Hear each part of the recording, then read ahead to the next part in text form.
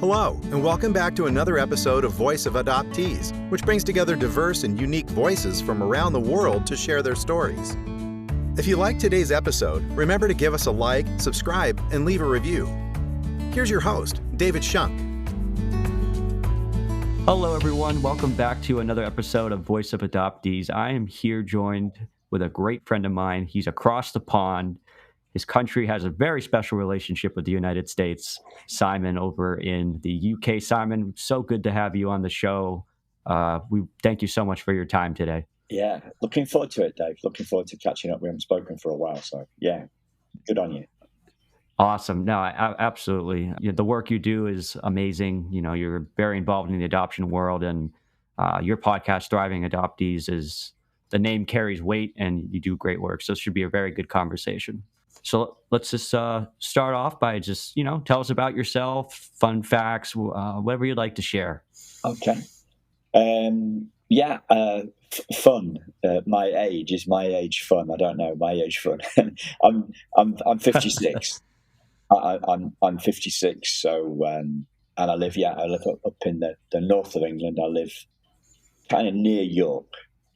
So a fun thing I try to do, and it never, the human sense of humor never really lands. I say, well, you've got New York, right? We've got Old York, but it's the original one, so we just call it York, and that's where I live. And I think it's a fun fact that nobody ever laughs at. It's a British sense of humor thing. Or just I get it. Sense of humor is a bit shit. I don't know. So I live near York, which is 200 miles north of London, 200 miles south of Edinburgh, and about 80 miles from where I was adopted from in Liverpool. And then people love the Beatles and da-da-da. So, and I was born pretty near Liverpool, in a place called Wrexham, which is now famous because these two actors, the American actors, and I can't remember their names, they bought Wrexham Football Club, right? And it's a program on Disney, or I don't know. It's like a docu-series, whatever. I was born in Wrexham, which is actually just in not far from Liverpool, but just over the border into Wales. Yeah, so I've been with my Mrs. Lynn since '93. We got married in '97. We have a couple of dogs, and we also who are big hits on Facebook. Their comments, pictures of them, gets far more interest than really profound stuff that I post on Facebook, or even trying to be funny stuff on Facebook. And and we've got a pig. We used to have two pigs, but unfortunately, I didn't know that. A pig. So we've got a field around the house, about an acre or so, and Buster, who is 11 now, I think. Yeah, he just mooches around and honks, and so that's me. And I've been in the adoption space for 2.5 years. I started guesting on podcasts, and then a mentor of mine told me to start one. I said no, it's too complicated. She said just do it. I said no, it's too complicated. And she said just do it, and I went okay, I'll do it. And that's it. So. And the rest is history. The rest is history. 350 episodes, something like that. Wow. So, I do this. This is kind of full time. It doesn't bring me any money. The podcast. I do get the occasional speaking gig, and so that brings in some cash. But if you've got a pension, you can start drawing from that when you're 55, and we've got a couple of little rental properties that bring in money as well. So, that's kind of me in a nutshell. Wow. So you went from 0 episodes to 350, you said? Something like that, yeah. Yeah, and that took about 2 years? 2.5 years, yeah. I think it was April 21 we started, or March 21, I can't remember. Yeah, April maybe. How many interviews do you conduct every week, would you say? I don't know. I like to do a pre-interview conversation, and an interview, so I can get to know people, and we can talk about what we're going to talk about. And yeah, so I tend to be busy with Zoom calls 3 hours a day, maybe, and then and then Friday I don't tend to book anything, but then occasional stuff comes in. Yeah, I'm working. I was over on your side of the pond in March, working in a children's home in Greenwood, South Carolina, and also in some elementary schools. So the stuff in elementary schools wasn't adoption specific, but the children's home clearly was. And I'm working with something on them, and hopefully that's going to lead to more stuff with more kids. I'm doing some kind of like train the trainer sort of stuff. Really, Right. Yeah, working with the house parents so that they are. I came up with this little tagline of trauma informed and hope obsessed. Right? I think Yeah. we live in a world that we live in an adoption world that is trauma obsessed. So whether that's the adoption industry in the US, because it is an industry, in the UK it's more like a sector, because adoption in the UK is funded by the government. So the government pays the agencies, and the Right. agencies do the adoptions. So it's pretty much free for a domestic adoption in the UK. There's not a lot of wow. it. There's only a couple of thousand a year, I think, at the moment. And you've got maybe 600,000 kids a year, roughly, being born. So only 2,000, so it's a tiny, drop in the ocean. And but so domestic adoption is pretty much almost free in the UK. Not a lot of it. I'm told that international adoption, like your own one, costs money, but I don't know what that is. But I do think the price on our heads as adoptees, and I'm saying like on us, like I'm talking about basically American adoptees, I do think that the price on somebody's head makes me feel a little bit sick. I've seen price lists, and it's different prices for different skin colors. And I'm not one of these woke anti-racist, all that. It's important to me, but I don't. That's not where I focus my time and my efforts.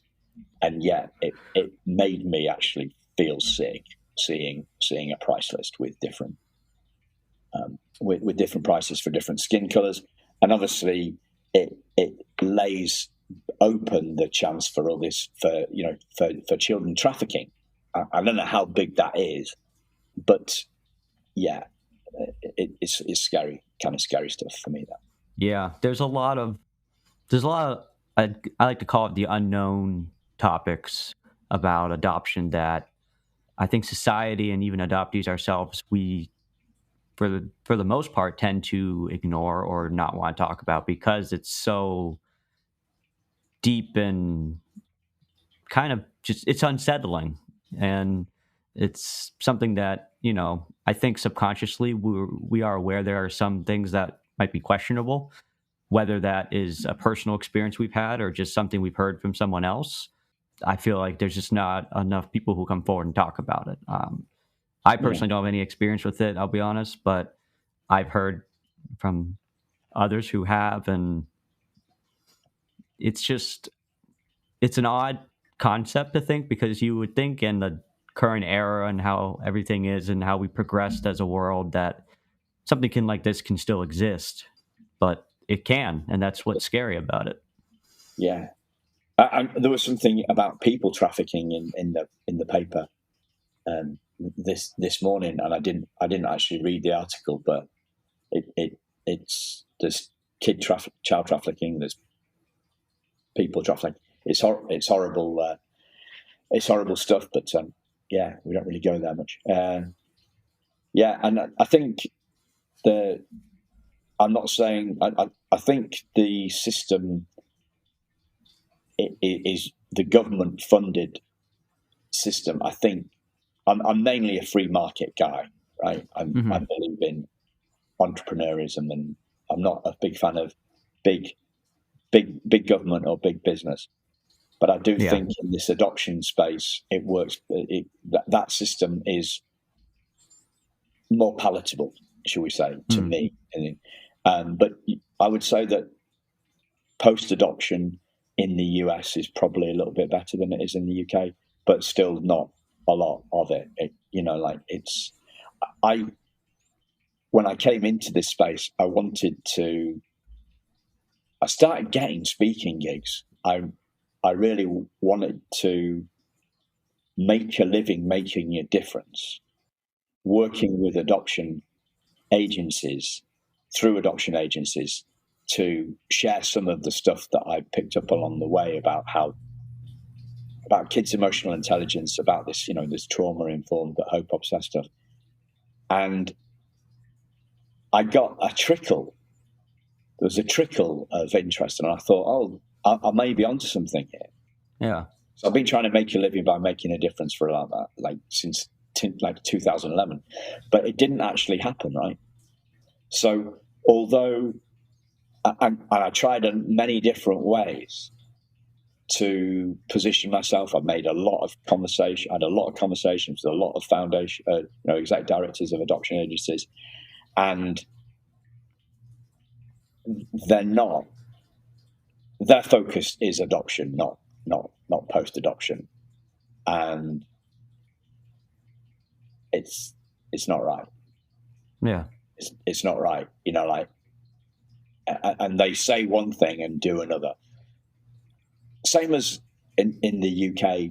I did a lot of stuff with kids used to do used to do workshops in elementary schools about kids' happiness, and all the schools' websites talk about the kids' happiness being their top priority. And yet, how many of them ignored my emails, phone calls?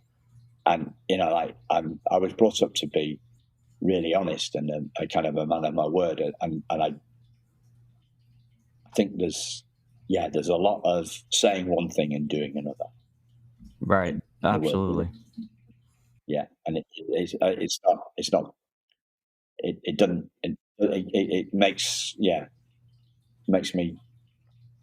gets me that. Yeah. Yeah, no, I definitely. The comment you made about adoption, you said that agencies focus more on like the pre-adoption stage and getting a child adopted, but they seem to, I think you put it, they don't engage as much when it comes to post-adoption. What do you think their big reason behind that is?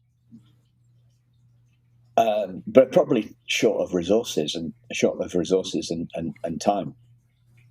Yeah. And they've got to go where the money comes from. And the money isn't in post-adoption. The money is in the adoption itself. I mean, most of them are non-profits. Most of them, what do they call them? 501s, isn't it? 501c or something? 501c3 in the US, yes. Yeah. Most of them are non-profits. But I don't know how much they pay themselves. I wouldn't imagine they pay themselves a lot. But I don't know. They've got to go where the dough is. They've got to focus where the dough is, and the dough isn't in the post-adoption.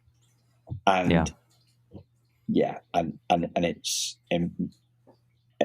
both on both sides of the pond. I think you guys are slightly better at it than us, but both sides of the pond, we need a lot more of it.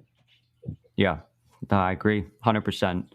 So let's go back a little bit and take some time to listen to your adoption story, of how it happened. Anything that you're willing to share about your story, particularly? Yeah, sure.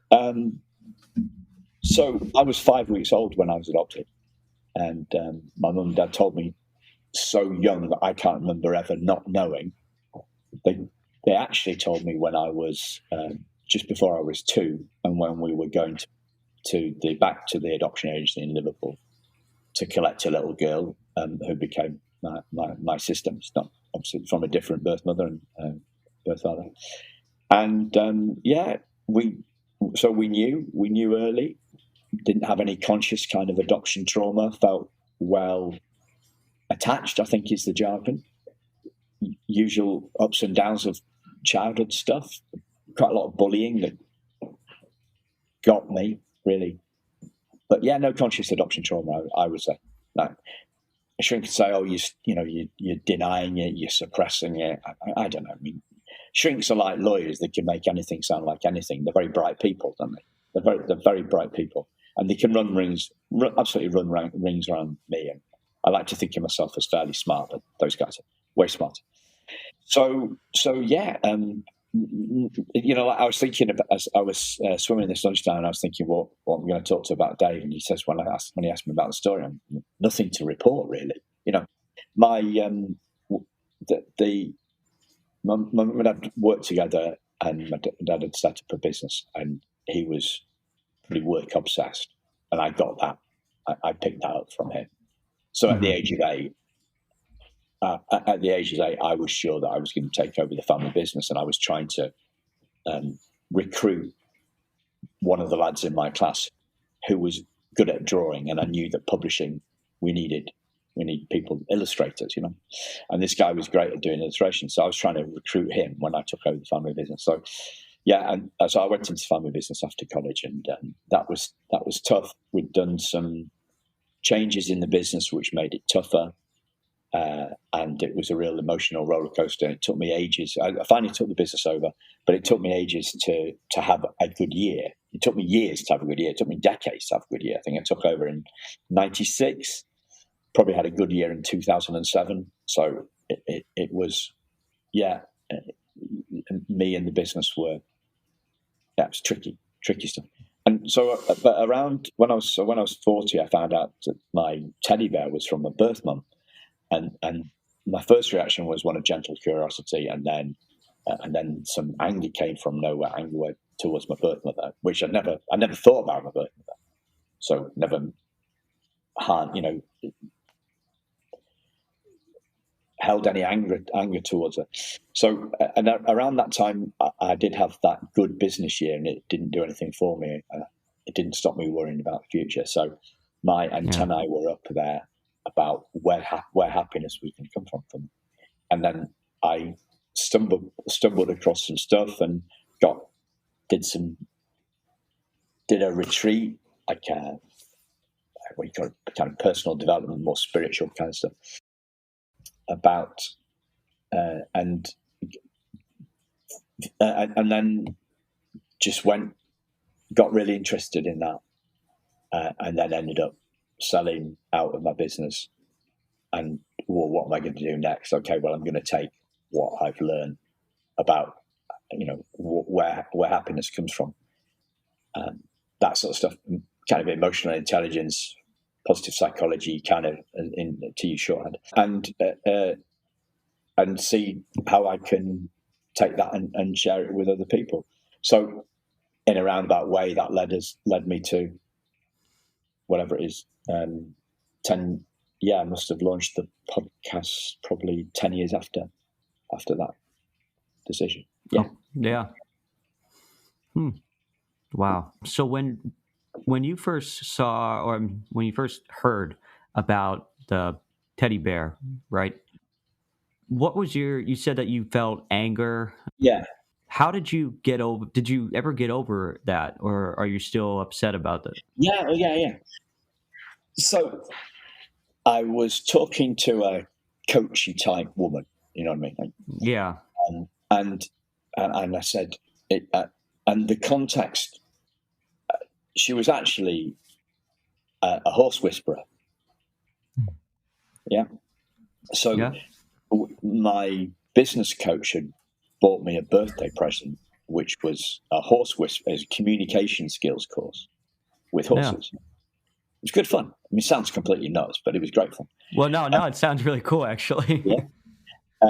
And I had this.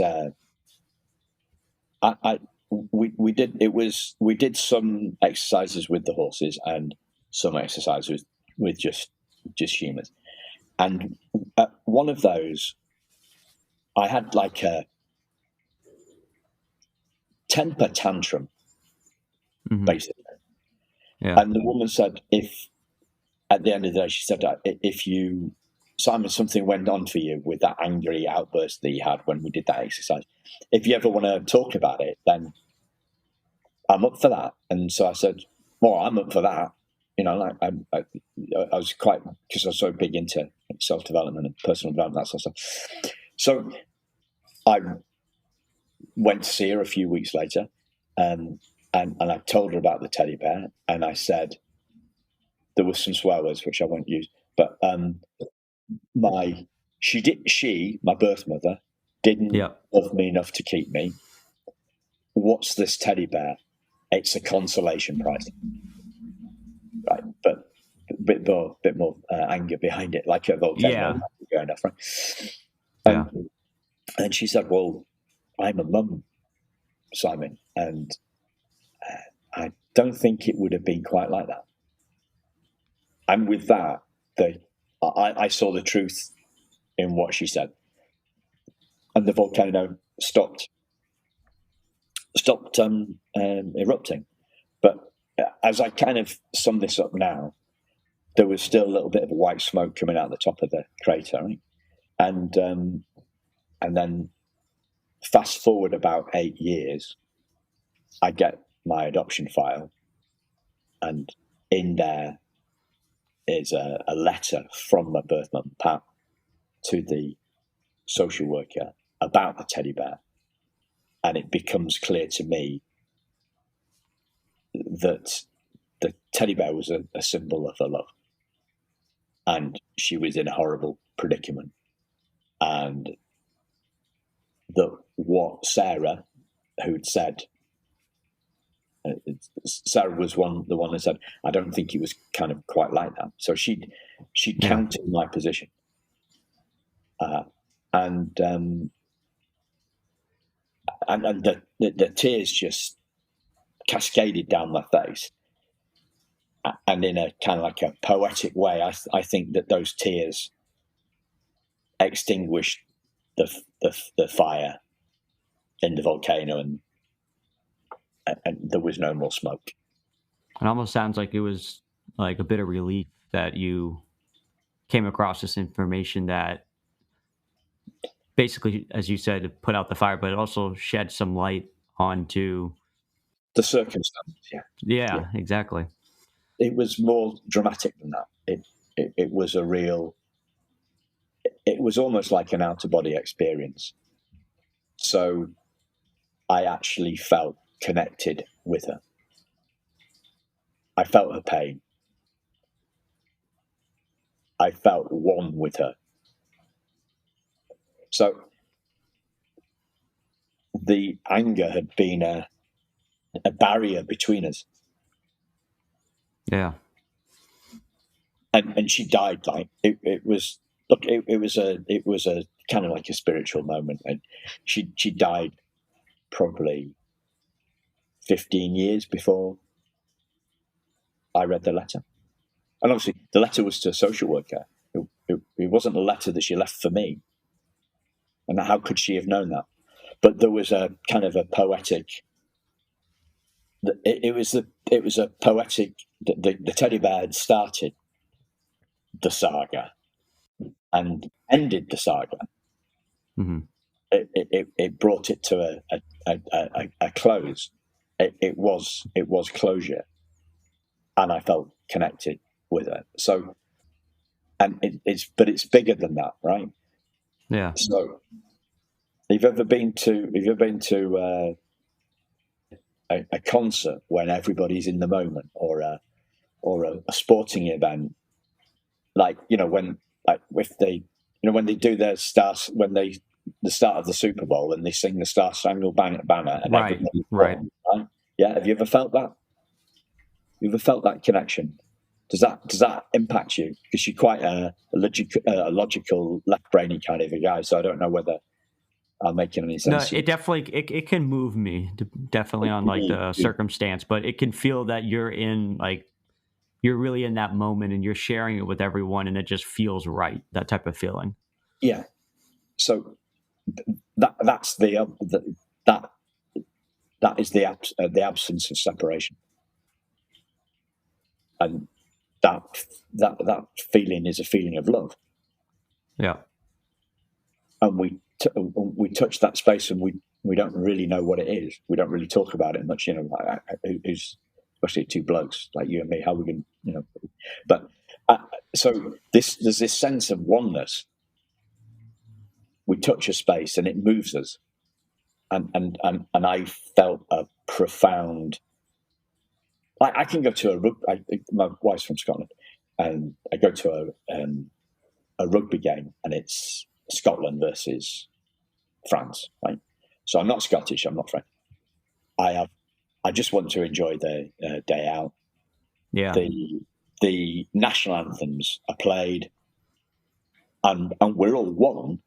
I'm not Scottish and I'm not French, and I'm getting goosebumps just talking about it now, right? So we feel that connection. It's the connection that we are all one. But most of our lives we feel separate from one another. You just gave me goosebumps now. Yeah. We feel separate from one another, and we feel separate from ourselves. We're separate from our true essence. That place of love. That's who we are. But we're too busy in our heads, rushing around doing stuff and complaining about stuff and what we do. The human condition. Yeah. So what we're talking about here really is that I use this quote all the time, and I still never learn how to say the guy's name. It's a French bloke, and he says, "We're not human beings having a spiritual experience. We're spiritual beings having a human experience." And there's another school of thought saying we are one. We are one spiritual being, right? And it's one spiritual being, whether we are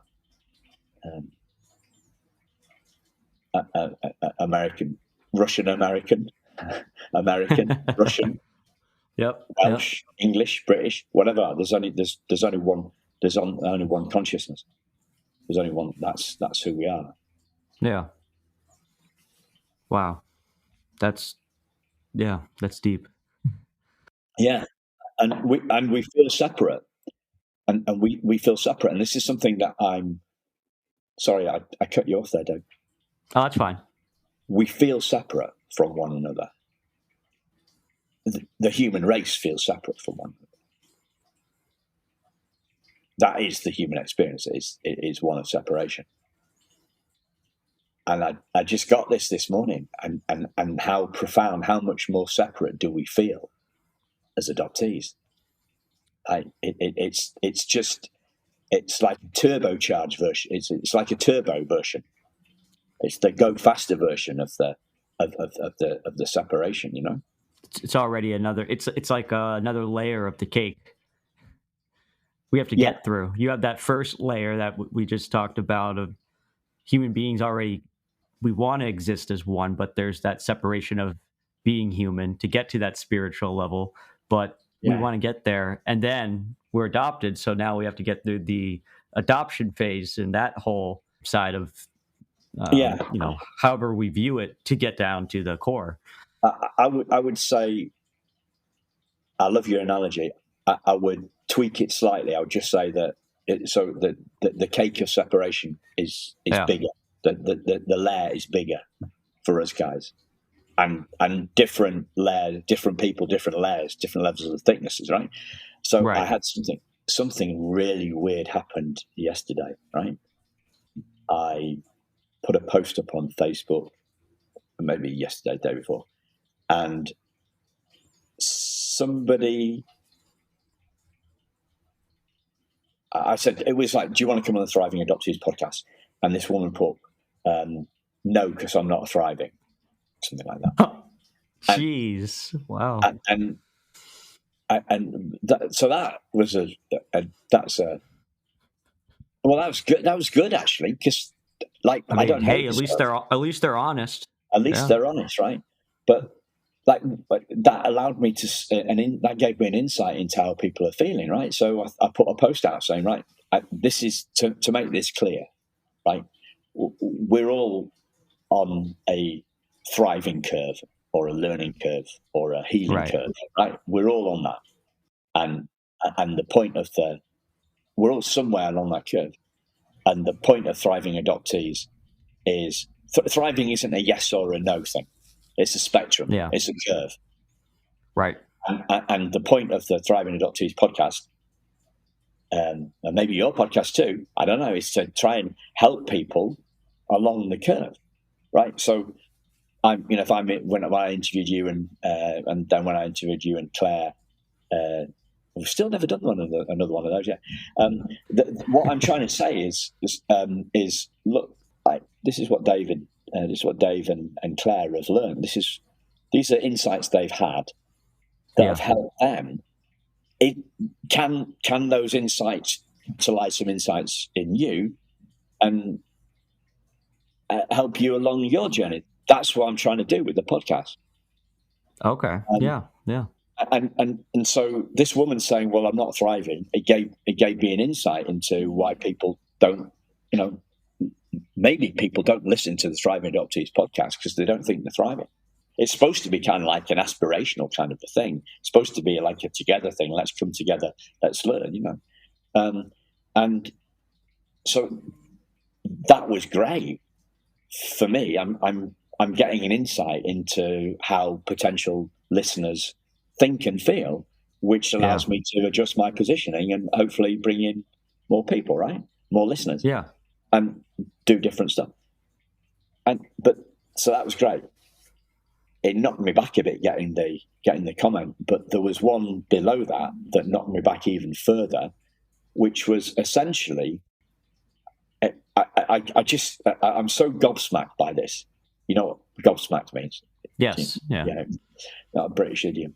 I can't really put it into words. She said that by thriving, we were giving in to the rainbows and unicorns narrative of adoption. Thriving, thriving adoptees. Thriving is something that compliant adoptees do.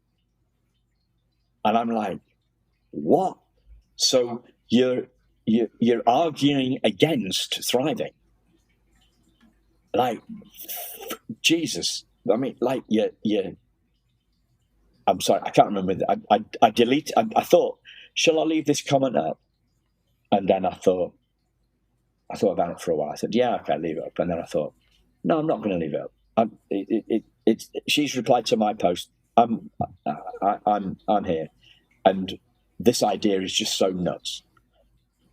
I deleted it and I unfriended her and I blocked her because the idea that by thriving we are perpetuating the myth of the adoption industry.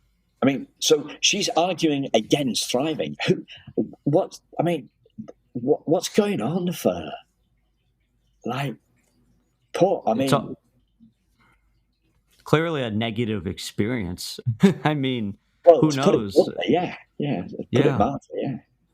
I mean, the whole point of Thrive, as you know, I mean, you always ask everyone that joins your podcast, what does thriving mean to you when you hear Thriving Adoptees? So now I'm going to ask you, for once, what does Thriving Adoptees mean to you? Oh, great. Good one, yeah. I guess not letting something. Well, it's not even the letting thing. That's so good, mate. What is thriving? So I'll say it's about being trauma informed but hope obsessed. Right? Yeah. So we're aware. We're aware of the trauma, but our fixation is not the trauma. It's hope for a brighter future, and it's about moving along that curve and not being cheesed off when we're not moving along that curve, and being, I would say, being more interested in who we are than how we feel. right? So I'm in that the love space that we were talking about like 5 minutes ago. That's who we are. I'm more interested in that than how I feel. Like, got it. Okay. So it's okay not to be okay, and feeling okay doesn't mean that there's any not feeling okay doesn't mean that you aren't just brilliant and beautiful and fantastic, and so it's about we have a lot of emotophobia around, and I've been emotophobic, so I've done a lot of worrying about worrying, and then worrying about worrying, and then a bit of worrying about worrying, and you become what a mentor of mine, a guy called Michael Neal, said, become a bit of a moron. You actually got more on your mind, and that's me. I'm more interested in who I am than how I feel, and I'm more interested in, like, I've had a little look down the trauma tunnel, and luckily I was around some people that got me to turn around 180 degrees and look, instead of going darker into the darker down into the trauma tunnel. When I turned around, I could still see light at the end of the tunnel, so I went towards that. Right? Yeah. But I know how easy it would have been to go darker and darker down, and if I'd gone a little bit further, maybe I wouldn't have seen light at the end of the tunnel, and maybe I would have suffered more. When you mention how, in order to, I think you used the words along the line of you're more interested in yourself rather than how you feel. So are you saying that for us to fully understand, we need to really know ourselves first to even comprehend how we're feeling? No. What I mean is that who we are is awareness or consciousness. Right. So I am happy. I am sad. There's one that I am is unchanged. The part of us that never changes. The thing that's aware of the voice in our head. Consciousness, awareness, spirit. Some people call this God, some people call it love. Consciousness, awareness. Like the thing that is aware of the feelings, the thing that feels the feelings, the thing that is aware of the thoughts. Consciousness. Yeah. That's who we are. The I am bit, not the ups and downs of my emotional state. So the nature of my mind rather than different states of my mind. I like that. That makes sense. I think, yeah. Wow. That's now I'm speechless. That was a really interesting connection and very deep connection, but very important too. Yeah, this is the important stuff. Right. So I tell this little story quite a lot. So I don't know if you've heard it or not, but a friend of mine who I don't see as much these days because we're kind of different. He said, "The problem with you, Simon, is you're too deep." And I was like, taken aback, like, and I didn't come back. The comeback didn't come to me until the following morning, what I could have said, right? And the answer that I came up with the following morning is, would you prefer me to be more shallow? It's a good one. Yeah. But obviously I didn't come up with it in the moment. And if I'd said that to him, he's a clever guy, very faster thinker than me. So he would have come back to it. So the same guy, we went out for lunch and he was talking about himself as he does. And I said, I just laughed. I started laughing, and he said, "What is it?" I said, "I'm just wondering when you're going to ask me about me. What's going on for me? You've been talking about yourself for the last 20 minutes, half an hour. So just wondering when you." He said, and he skipped a beat. His heart skipped a beat, and then he said, "Well, I knew that you'll tell me. I knew that if anything's big going on, that that you will tell me. So I don't need to ask you." So do you know what I mean? But yeah. Yeah, deep is where the good stuff is. Deep is where the diamonds are. We're digging. Absolutely. We're digging deep. I changed the logo of the Thriving Adoptees logo from just a bit of type with a kind of like an upwards arrow, swooping arrow, to the diamond. And the diamond that represents who we are. But we don't see that. Right? Well, I think it helps to definitely talk and spend time to get to that deep level to help understand yourself at a whole different, whether it's spiritual, whether it's however you want to look at it. But to get there, you need to think that way. Yeah, I mean, so I'm not a religious guy, but some people might say, if you're like Christian. I was brought up a Christian. Would I say I'm a Christian? I don't know. But, do say a child of God, right? And there's something in the, what do they say in the Christian world? They say made in the nature of God or something. They don't really go much further than that, but I'm just saying, well, we're all diamonds, right? I'm a diamond, you're a diamond. Right. Yeah. And identity's a many-leveled beast, like we talk about, like, so your first name was Max, was it? Maxime. Yeah, Maxime, yeah. Mm-hmm. So we can talk, I was David Anthony Flower before I was Simon Jonathan Benn.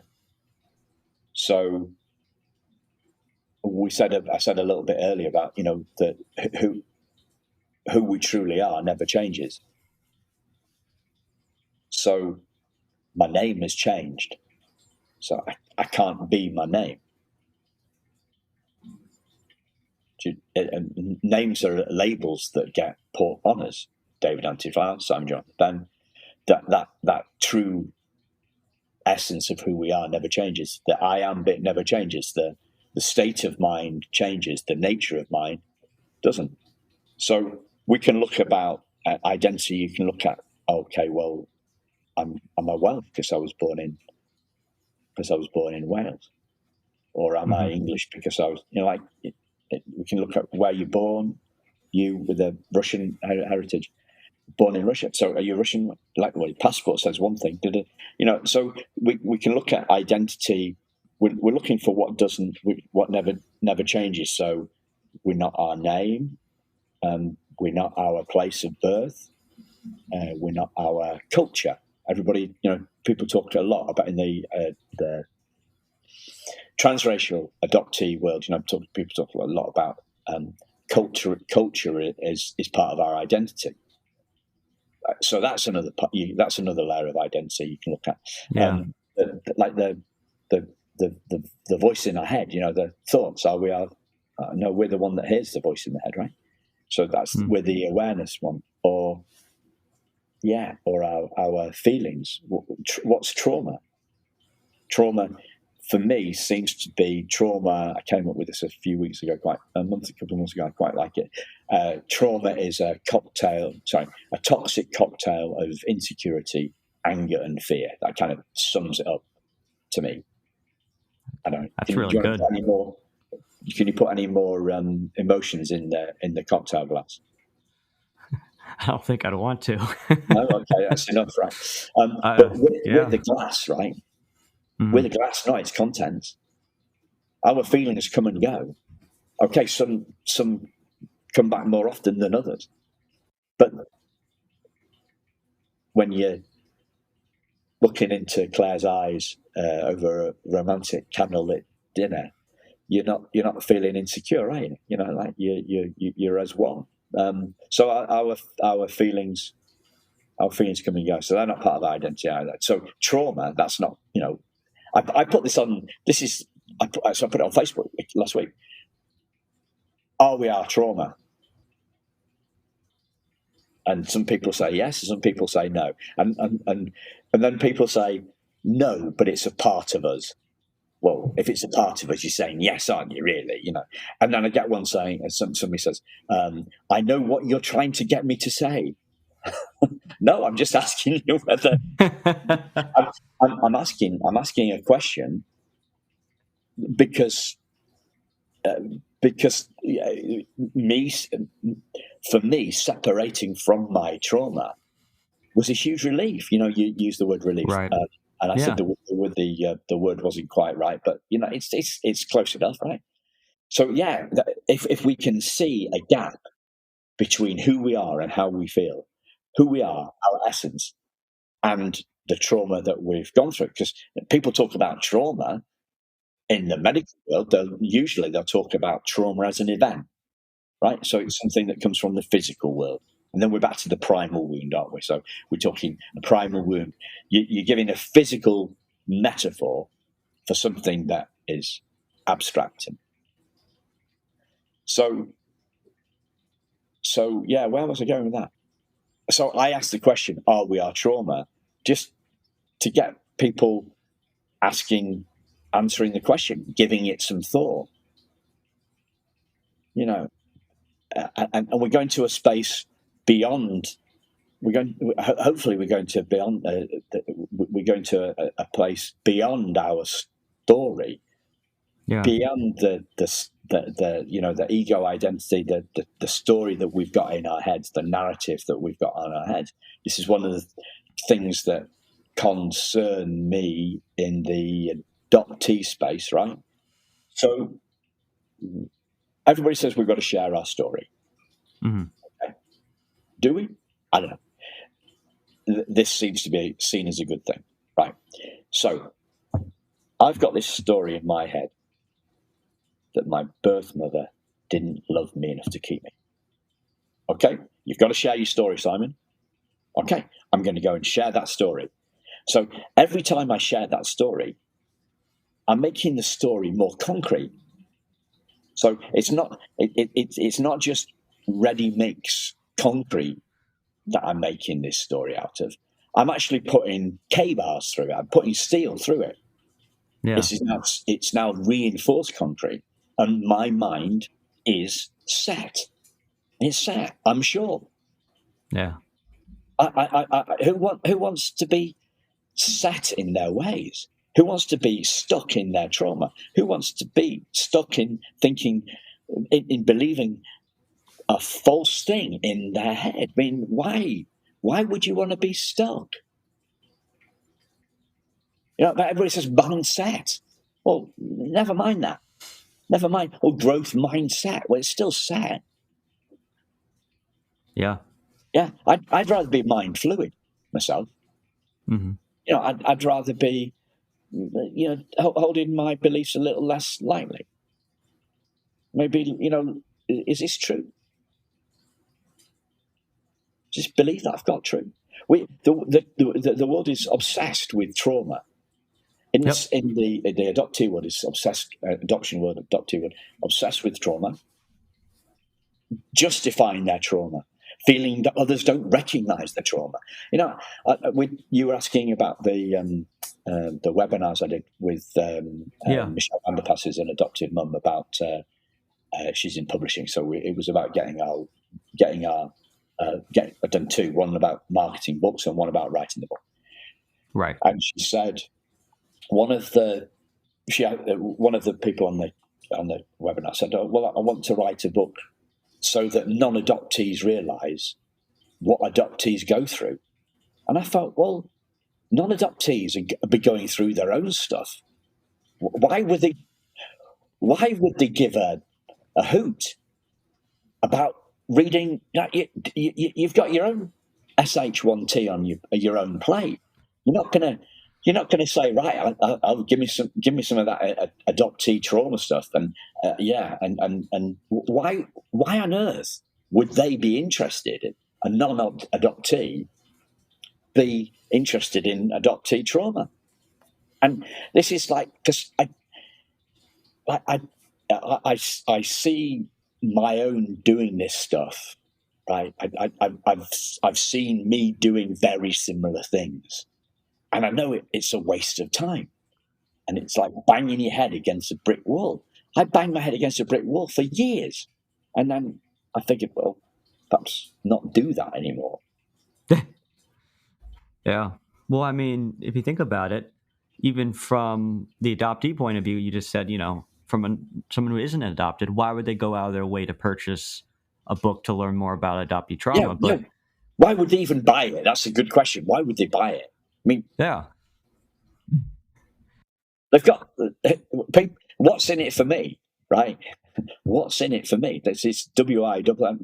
People only listen to it. Well, so they might be bulimic, or they might be anxious, suffering some trauma because their parents separated, or their sister died, or their husband's broken his neck, or or because they've just been made redundant, or because they can't afford the mortgage. They're worried about their stuff. Yeah. So why on earth would they? And somebody might, like Michelle wouldn't do this, but I'm sure some publishing people, publishing experts and helpers and consultants would take money off that person to write a book for people that will never be interested in buying it, never mind reading it. What a huge waste of time, money, effort, paper. Well, I feel like adoption is, honestly, I feel like adoption is something that society sees as a profitable topic.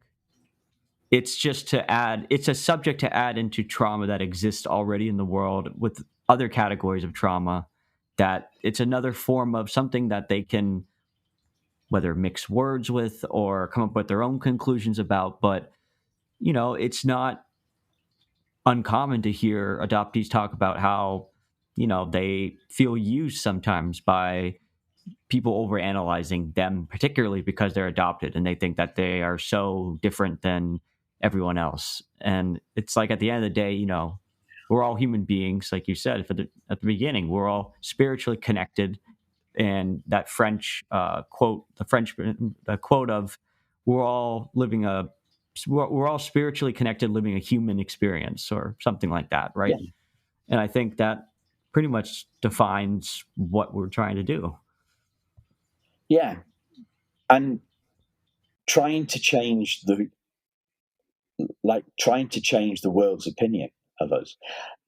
I used to have on my little blurb, on social, adoptee, podcaster, speaker, and advocate, something like that. I recently took the word advocate off. It may be still on some sites that I haven't remembered and I'm taking off.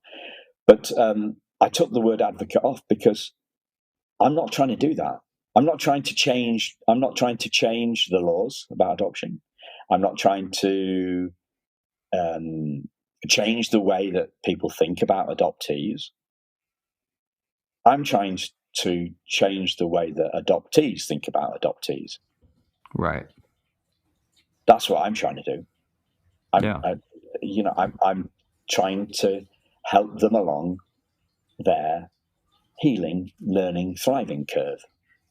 Right. But I know that I can't do that on my own. So with my podcast, our podcast episodes, I'm trying to tap into, each time I'm trying to tap into the guest's wisdom, not mine. I might sprinkle a little bit of mine in, I might get a bit overexcited when I get onto a topic that I really love. Or if it seems to me that the guest, sometimes it happens, the guest is flagging a little bit, or like I may sprinkle more. I'm trying to not do that. I'm trying to not railroad people. I did not publish one a couple of months ago, I had asked somebody, I hadn't done the full kind of checks that I normally do.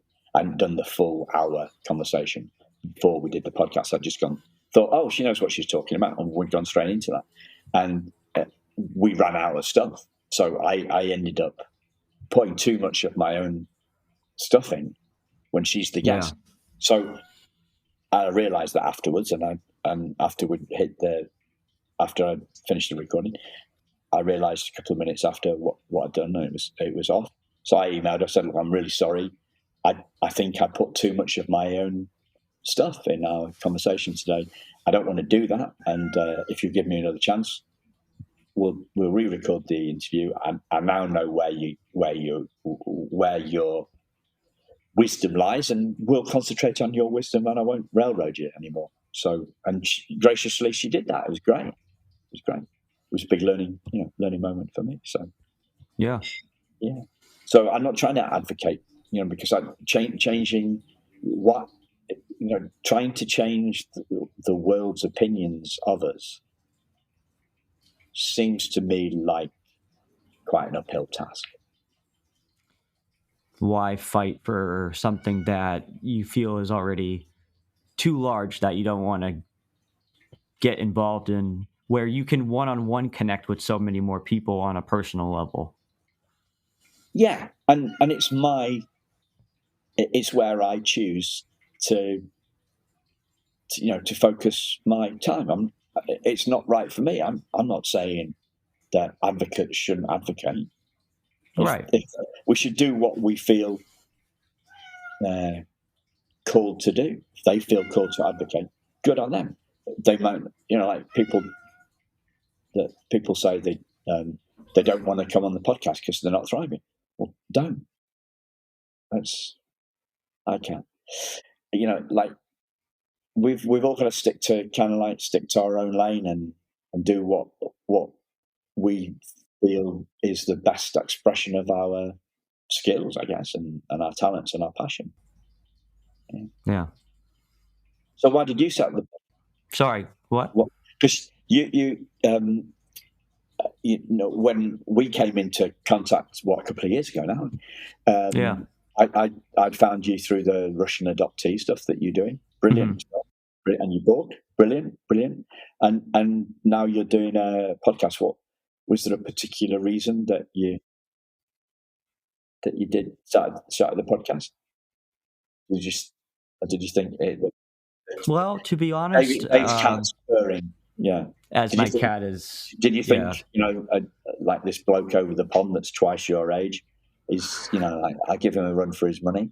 I need to do a podcast with him.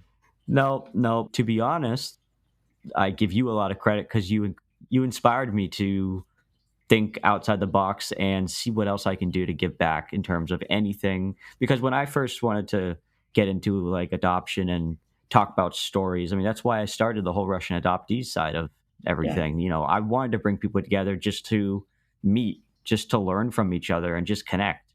And then after talking to you about it, that just put me in a whole different mindset. Like, wow, there's a lot more we can uncover that is just, just getting past the basic, I'm adopted and this is my name and that's it. There's a whole mental side of things and physical side of things. But honestly, you inspired me to keep going and think of something else. And I said, well, he's doing a podcast, so why not? And I just decided to just randomly one night, I'm like, you know what? Let's try something. Let's see how where this goes. And I'm curious. And I was thinking of a name and I'm like, well, it's just, I thought first I was thinking, well, it's just a bunch of adopted people talking. So at first I was thinking, why not I'm adoptee voices or, our voices, I'm adopted, whatever. And then I'm like, oh, voice of adoptees. It's just a bunch of adoptees coming together and having conversations. And that's what we're doing. And I think it provides another tool, just like what you're doing. And, our philosophy is just come on and share who you are and your journey and what matters to you, and it's a 100%, unbiased, non-judgmental form.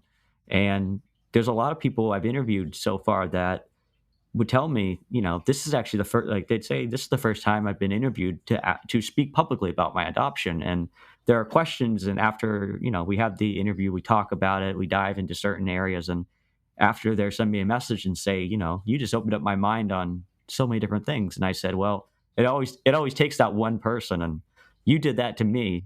So just think about that one person, then I go do that to another person, and it goes to, and it's the, the cause and effect kind of train, and so to speak. But it's just amazing. Yeah, that's cool. So I owe that to you. Well, great. I'm glad that, and you're clearly enjoying it. So, and that's, I think that for me, that's the most important thing. If I think about me and my, just think of me and myself, that I enjoy the conversations. And we don't have a lot of ratings. We're in, it's small. It's small compared to other adoptee podcasts. And Hayley Radke got first mover advantage, didn't she? So, but she's talking about stories, and I'm more interested in learnings. I think learnings about learnings that make people fun. She's cool. She does her stuff. I do mine, and we do what we call to do, and I get lovely little messages back from usually it's the guests actually that they've had a good time and that they want to come back on again, and they're doing different stuff like you. And I was thinking that the other reason that you said the other reason, perhaps subconscious reason, that you set up Russian Adoptees, because you wanted to meet Claire. If you had, would you? Sure. I mean, that sounds pretty good. I'll have to use that. It does. Yeah. It does. Yeah. I like that. I'm not really into that fate and manifesting stuff. That was that's not really my bag. So I don't know why I said that. Blood rubbish. Anyway. That's fine. No, it's okay. Comical. Cool. Okay. Hello, Joanne. If you ever listen to this, she will.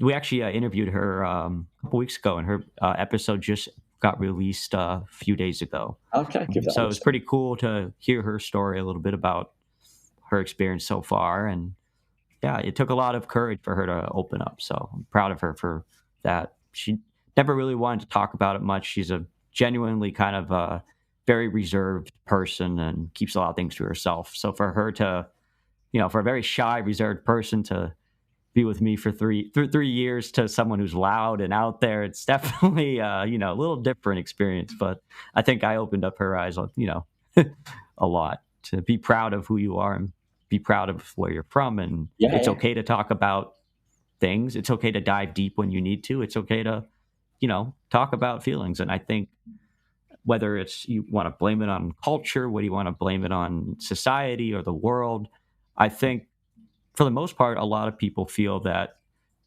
we need to suppress our feelings or suppress our thoughts and not talk about it because it's easier, right?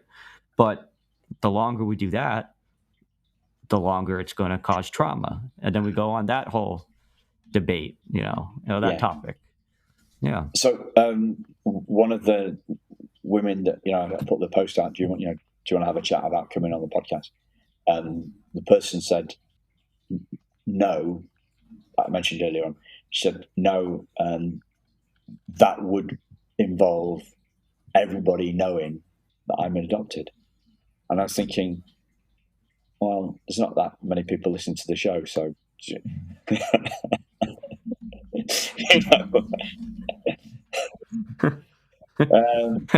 it was. Well, you don't have to worry about that. My ratings suck. You don't have to worry about it. You don't worry about that. But this kind of leads me on to, well, it reinforces something that you said like 5 minutes ago. And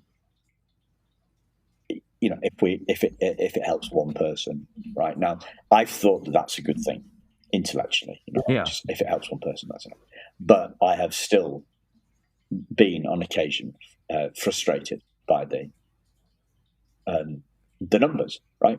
So I was talking to to Vin,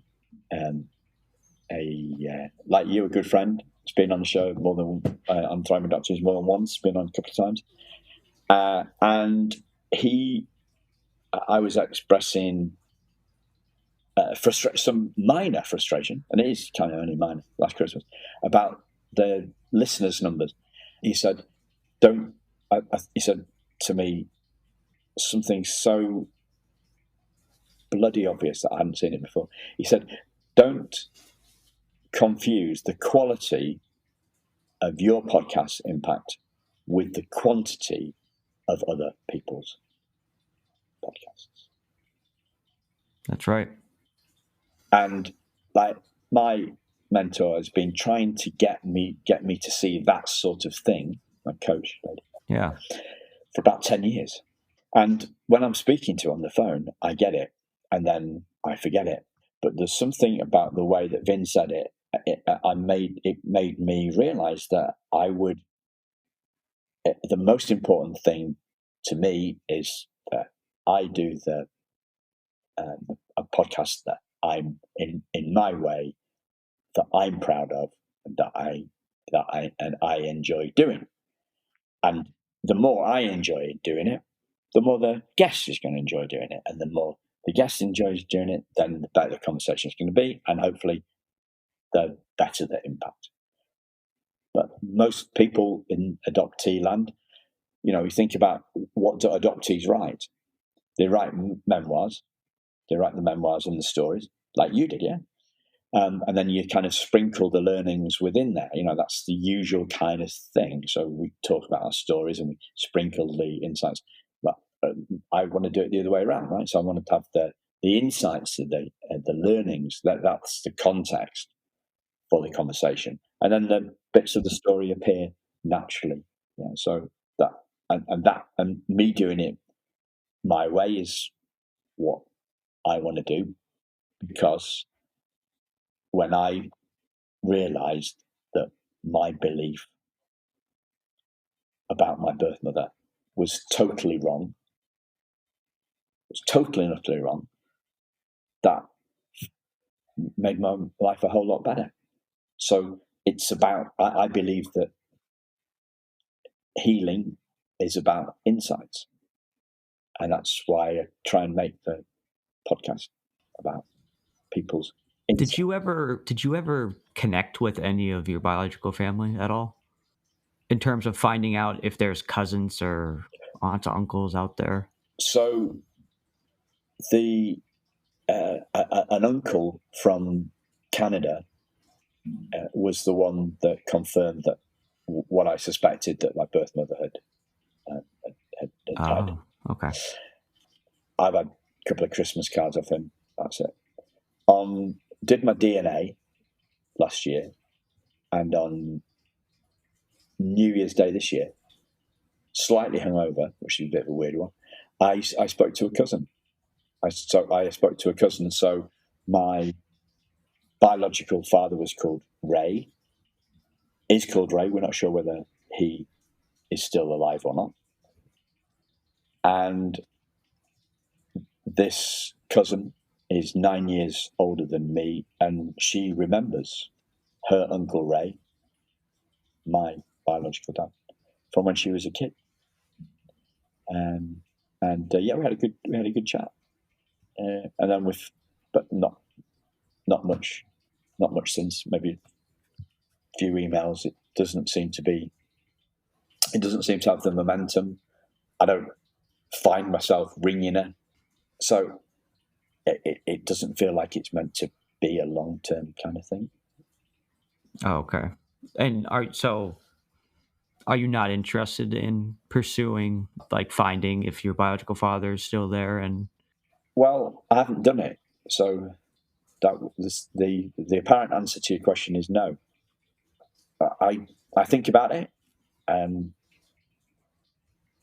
I thought about it. I thought, I could, because she, this cousin, she did know him. She could suss him out. She could have a chat with him. She doesn't. She is not in contact with him at the moment, but because he knows her from the past. It would be an easier call for her to make than me, and she could suss him out. Yeah. But I haven't found myself doing that. So I tend to be quite locked on. Yeah. When I want to do something, yeah. And the fact that I haven't done it tells me I don't really want to do it. And I've considered, well, is that because he left my birth mother in the lurch? Because he did. They'd been going out for 5 months, and she told him he was pregnant. He didn't want anything to do with her. So, am I just not interested just because he's rejected the unborn me? I don't know. But I haven't found myself doing it. So, I guess it's not meant to be. Maybe my thing will change. Maybe it will change. Like, I got the name of my birth mother and didn't take it to the next step for probably another 6 months, 9 months or something. I had a meltdown in a therapist's chair and ended up thinking, okay, I've got to find her. So, no, but at one stage I wasn't, I sat on that information, didn't do anything, sat on my hands, didn't do anything. So maybe something will happen and I will want to, but okay.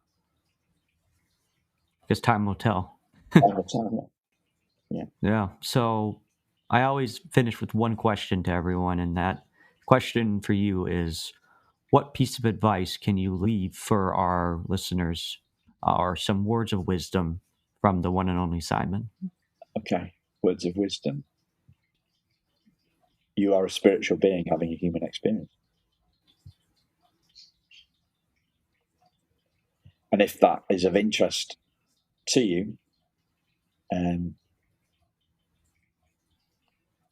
check out Don Miguel Ruiz's Voice of Knowledge, great book, or anything by Rupert Spira, Spira, because these guys are far better at pointing to the truth of who we are than I am. They've been doing it longer. Yeah. They're more precise, more accurate, especially Rupert Spira. Brilliant guy. Yeah. Wow. Well, Simon, thank you so much for joining us today. Thank you. It's always a pleasure talking to you. Yeah. I know our conversations are very long and detailed and deep, and I think that's amazing. And I encourage more people to have these conversations because they're very important. Yeah. You've been amazing as always, and whenever you want to come and share some updates about your life or how you're doing and check in, we're always here for you. And I'm sure I'll be reaching out to you soon and scheduling something on your podcast. And for all those who want to talk to Simon, he's always eager to talk to adoptees as well. Over at Thriving Adoptees, you can do a Google search. You can find him on all the podcast platforms as well as Voice of Adoptees. We're both here. We're both interested in learning about your story, and we both care about what we're trying to do. That was an incredible experience. Our episode will be released, and over time, you'll see that we invite everyone onto our show. So whether you're an adoptee, whether you're from the foster care, international, domestic, or a birth parent even, we'd love to talk to you. You can find us online at voiceofadoptees.com. And as always, thanks for stopping by. We'll catch you next episode. Voice of Adoptees. Who am I? Thanks for listening to Voice of Adoptees. Please take a moment to like, subscribe, and leave a review. See you next time.